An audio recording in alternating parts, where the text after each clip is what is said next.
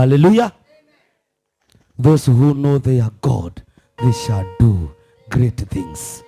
Hallelujah. The key word here is knowing and understanding your God, the King of all kings and the Lord of all lords. Let us put our trust in him. It is according to the word. Wale wanaoweka tumaini kwa Bwana hawataaibishwa. Watafananishwa na mti uliopandwa kando kando ya vijito vya maji, ambao hauwezi ukanyauka majira yote. Glory to God. We are putting our trust in Jesus. Hallelujah. Amelaaniwa yule anayemtegemea mwanadamu, ambaye amemfanya mwanadamu kuwa kibirio lake. Wacheni tuondoke katika laana. Bwana Yesu asifiwe. Na from now tutaona ushindi wa Bwana. Hallelujah. Wacheni tupigie Bwana Yesu makofi. Glory to God. Wow.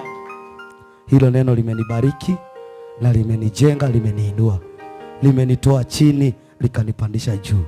Bwana Yesu asifiwe. Kwa hivyo kuanzia leo mimi I shall mount up like an eagle.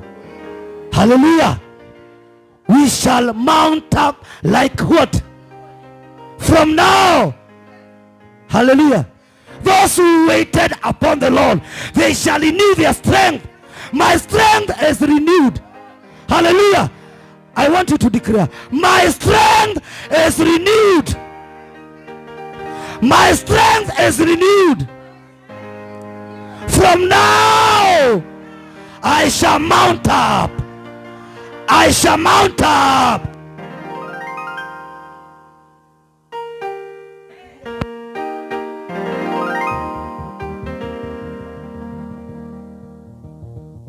Baada za leo, na tunashukuru sana, maana Mungu amekuwa mwema na amekuwa kimbilio letu. Haleluya.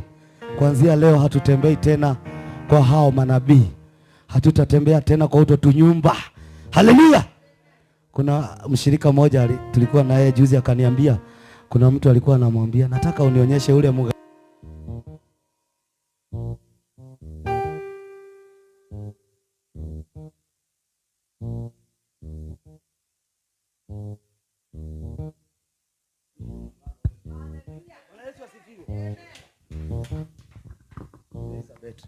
Bwana asifiwe. Akamwambia, John nikupeleke uone, ukutane na huyo mganga. Hawa wengine achana na wao, hawezi kusaidia. Bwana Yesu asifiwe.